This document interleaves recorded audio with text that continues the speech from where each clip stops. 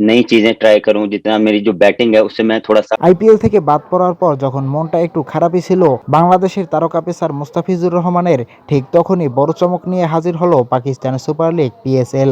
হ্যাঁ বন্ধুরা, আইপিএল দরজা বন্ধ করলেও পিএসএল কিন্তু খুলে দিয়েছে দুহাত ভরে।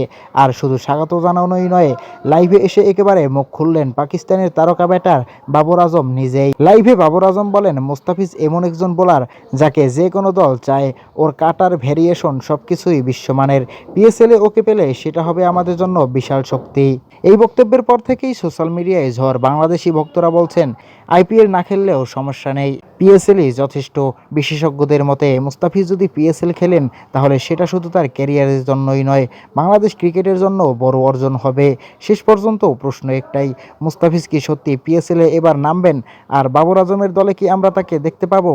প্রিয় দর্শক, মুস্তাফিজকে আইপিএল থেকে বাদ দেওয়ায় আইপিএল এবং ইন্ডিয়া নিয়ে আপনার কি মতামত? কমেন্ট করে জানিয়ে দিন আমাদের কমেন্ট বক্সে।